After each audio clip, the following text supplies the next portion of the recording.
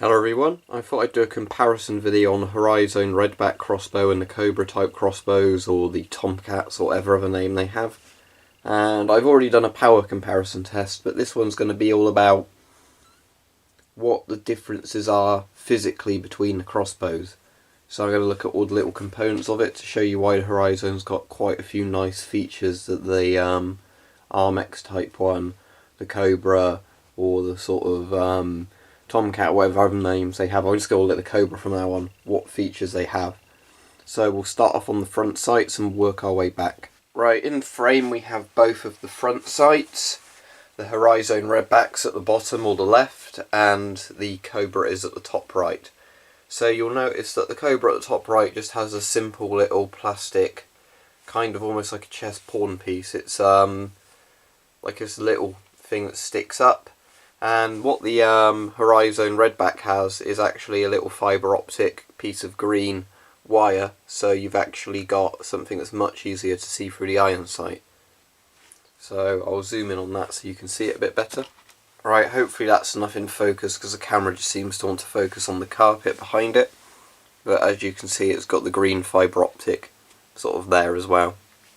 Now in terms of end caps, the Cobra on the right and top has just a simple crossbow end cap. You know how those work. You put the string on once it's bent and it goes on. What the HoriZone has is a two-stage one, so I'm just going to turn it around so you can see it a bit better.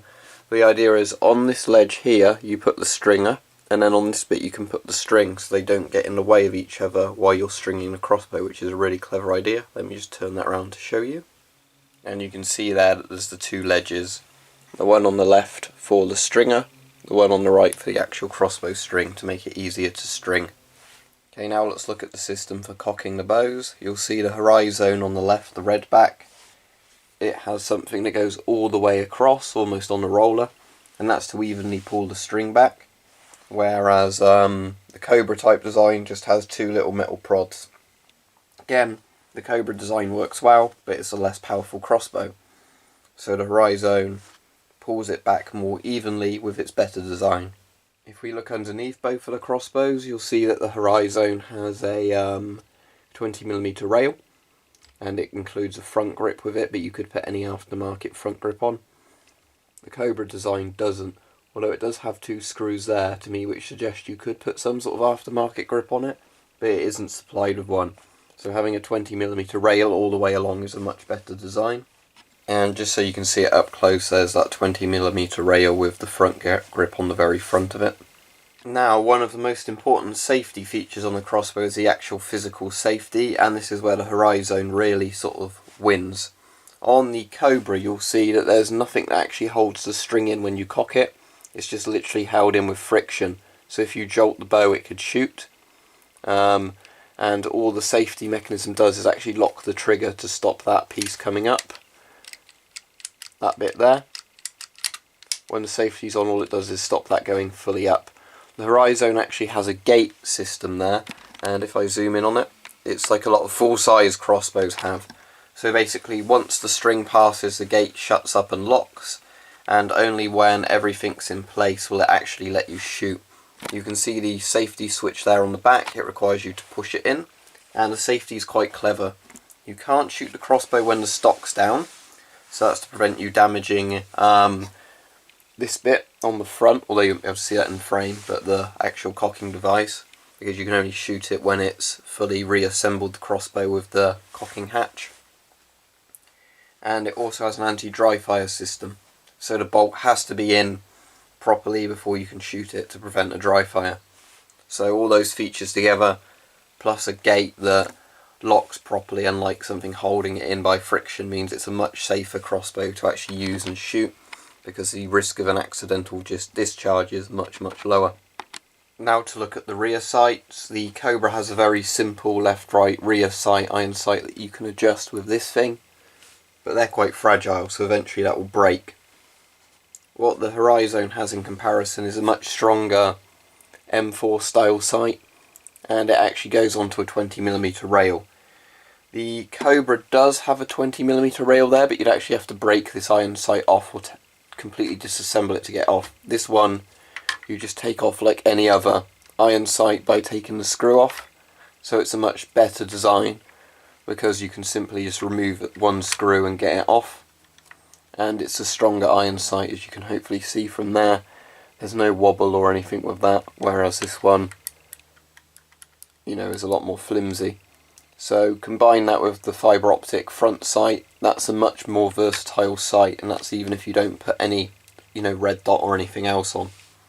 And in theory you can put new sights on the Cobra on the left, but it requires a lot more effort and the rail isn't as good. Now to compare the stocks on the two crossbows, you'll see that the Cobra has sort of a ball at the end of the stock, and it unlatches with this lever.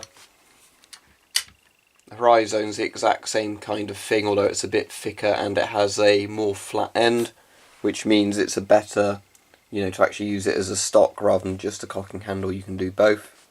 It's not as good as having an M4 style stock at the back, but it's better than what the Cobra has.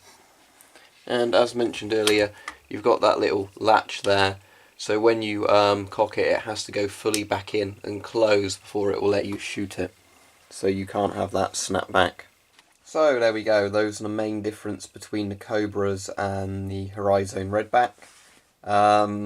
As you can see, the Redback is obviously the better crossbow. The one thing I need to point out is most of it's made of plastic, whereas this particular model of Cobra does have a fair bit of metal in it.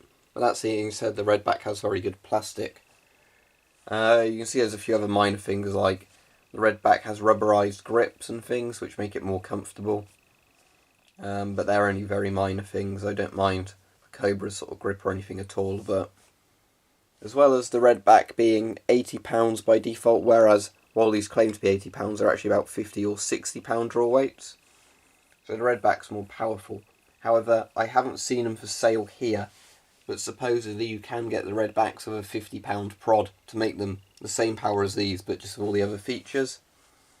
But if you wanted to, obviously, you could take the prod off of a Cobra and install it in a Redback, and then you'd have a like this crossbow of the same power as a Cobra, but with all the better design features of the HoriZone Redback. Another thing to mention is the string is better on the HoriZone Redback. It's a stronger, more durable string.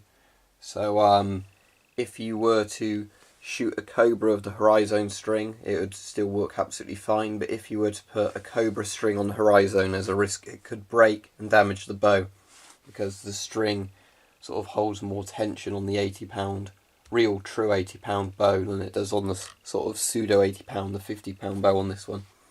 Right, hopefully you found that video interesting on the actual differences between the Cobra and the HoriZone Redback.